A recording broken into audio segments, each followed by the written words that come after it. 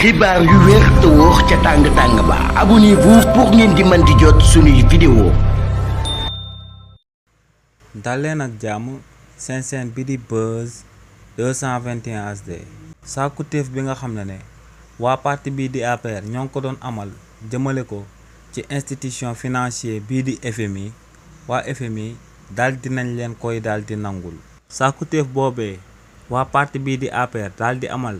jëmale ko ci institution financière bii di FMI moom mooy que ne le 25 mars 2024 bi ñu génn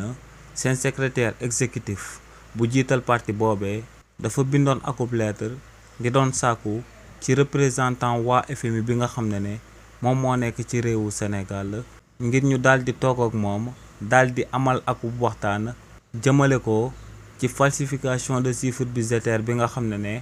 waa Cour des comptes ñoom ñoo ko daal di fësal daal di wax que ne ñoom ñoo ko daal di def waaye tamit waa FMI ginnaaw bañ fi envoyé akub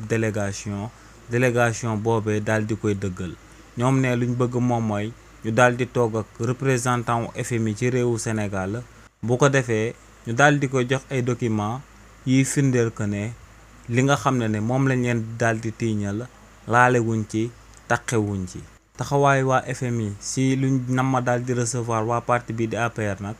képp ku ci amal akub njàngat di nga gis que ne li ni mel ab wareef la jëmale ko ci institution financier bii di FMI ndax ñooñee dañoo war a daal di respecter principe de contradictoire bi nga xam ne institution financière yi dañ koy daal di amal ngir daal di déglu bépp boor jëmale ko ci ay rapports yi nga xam ne moom lañ war a daal di jëmal donc waa parti bii di APR représentant wu FMI ci réewu Sénégal namm na leen a dalal bu ko defee ñooñee tamit daal di koy andil ay preuve jëmale ko ci falsification de chiffre budgétaire yi nga xam ne dañoo daal di wax que ne amaluñ ko tey amaluñ ko suba ci réewu Sénégal. xibaar yu wér te wóor ca tàng-tàng ba abonnez-vous pour ngeen di mën di jot suñuy vidéo.